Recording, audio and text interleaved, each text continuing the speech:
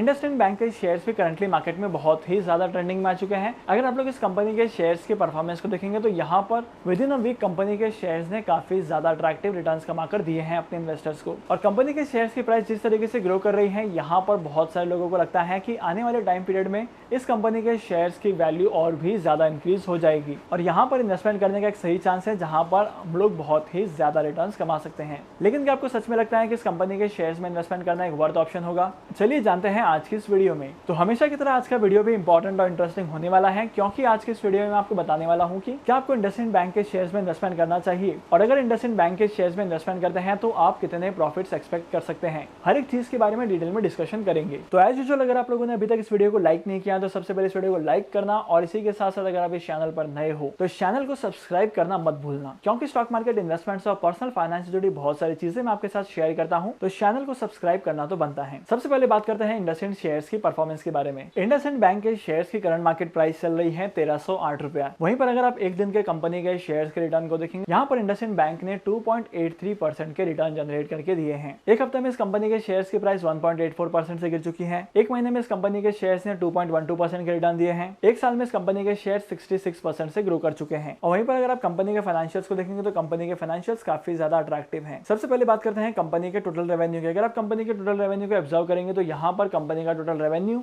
Year on year basis पर increase होते जा रहा है। सेकंड इंपॉर्टेंट चीज, अगर आप इस कंपनी के earning before interest tax depreciation amortisation के फिगर को देखेंगे तब यहाँ पर भी ये फिगर काफी ज्यादा पॉजिटिव में ग्रो करते जा रहा है। नेट इनकम की बात की जाए तो पिछले साल कंपनी को 3000 करोड़ के आसपास का नेट इनकम हुआ था। वहीं पर इस साल की बात की जाए तो इस साल कंपनी को 4000 करोड़ के आसपास का नेट इनकम हुआ है, जो कि काफी पॉजिटिव है। इसके बाद अगर आप लोग ईपीएस को देखेंगे तो अर्निंग पर शेयर की वैल्यू डबल ट्रिपल होते जा रही है। वहीं पर डिविडेंड पर शेयर की वैल्यू को भी देखेंगे तो यहाँ पर डिविडेंड पर शेयर का वैल्यू पिछले साल के कंपैरिजन में इस साल 8.50% से इंक्रीज हुआ है। इसके अलावा अगर आप कंपनी के रेवेन्यू की ग्रोथ को इंडस्ट्री के रेवेन्यू की ग्रोथ के साथ कंपेयर करेंगे तब यहाँ पर आपको पता चलेगा कि इंडस्ट्री की जो एवरेज रेवेन्यू ग्रोथ है वो 10% की है, वहीं पर इंडसइंड बैंक के रेवेन्यू की ग्रोथ 15% की है। सेकंड इंपॉर्टेंट चीज यह है कि 5 साल पहले इंडसइंड बैंक का मार्केट शेयर 4.62% का था, लेकिन अब इस कंपनी का मार्केट शेयर हो चुका है 5.87% का, मतलब काफी ज्यादा ग्रोथ हुई है। मतलब अगर बैंकिंग के सेक्टर में देखें तो 1% की ग्रोथ भी काफी ज्यादा होती है। लेकिन वहीं पर अगर आप नेट इनकम को देखेंगे तो नेट इनकम इंडस्ट्री के मुकाबले कम है। इंडस्ट्री का जो एवरेज नेट इनकम है वो 17% का निकल कर आया है, लेकिन वहीं पर इस कंपनी के नेट इनकम का रेशियो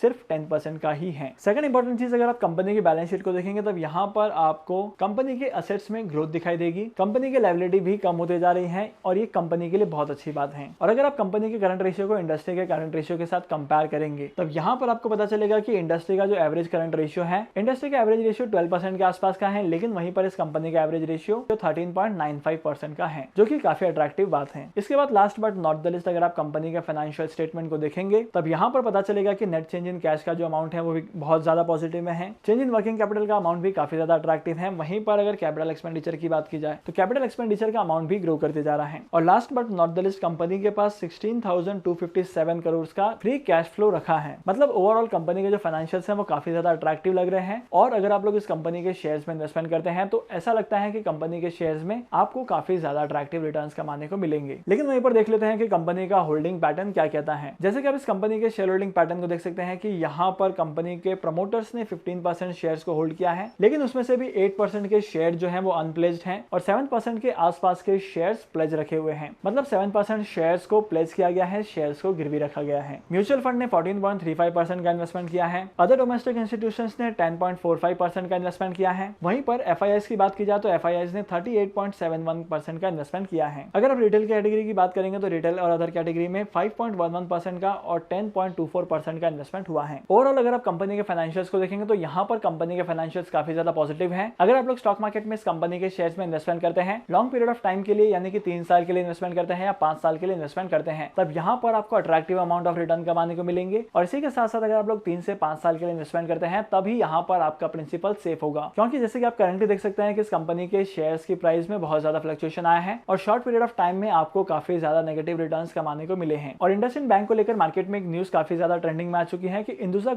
और वो न्यूज ये है कि इंडसइंड बैंक के शेयर्स में हिंदुजा ग्रुप 10,000 करोड़ का इन्वेस्टमेंट करने वाला है। अगर हिंदुस्तान ग्रुप 10,000 करोड़ का इन्वेस्टमेंट करता है तब यहाँ पर इंडसइंड बैंक के लिए काफी ज्यादा पॉजिटिव है। बैंक का बिजनेस ग्रो करेगा और इसी के साथ साथ फंडिंग की वजह से बैंक की बहुत सारी प्रॉब्लम सॉल्व हो जाएगी। लेकिन अगर आप लोग बैंक के शेयर में इन्वेस्टमेंट करते हैं तो आपको हमेशा ही ध्यान रखना चाहिए, क्योंकि इंडियन स्टॉक मार्केट में बैंक का सेक्टर बहुत ही ज्यादा इंपॉर्टेंट रोल प्ले करता है। लेकिन वहीं पर अगर आप लोग बैंक के के शेयर की परफॉर्मेंस को देखेंगे तब यहाँ पर समवेयर आपको ये पता चलेगा कि जो शेयर्स की परफॉर्मेंस है ये साइक्लिकल बेसिस पर कम या ज्यादा होती है। एक टाइम पीरियड होता है जब बैंकिंग के शेयर्स ग्रो करते हैं और एक टाइम पीरियड होता है जब बैंकिंग के शेयर्स की प्राइस नीचे आती है। तो आपको सिचुएशन को थॉरली ऑब्जर्व करना है और उसके बाद ही इन्वेस्टमेंट करना है। डीमैट अकाउंट ओपन करने के लिए टॉप 3 ब्रोकर्स का लिंक मैंने आपको डिस्क्रिप्शन में दे दिया है, वहां पर जाकर आप डीमैट अकाउंट ओपन कर सकते हैं और स्टॉक मार्केट में इन्वेस्टमेंट करना स्टार्ट कर सकते हैं। तो आज के इस इंपॉर्टेंट वीडियो को यहीं पर खत्म करते हैं। मैं आपको मिलूंगा अगली वीडियो में नए टॉपिक के साथ, एक इंटरेस्टिंग टॉपिक के साथ। तब तक के लिए signing off, happy investing and good bye.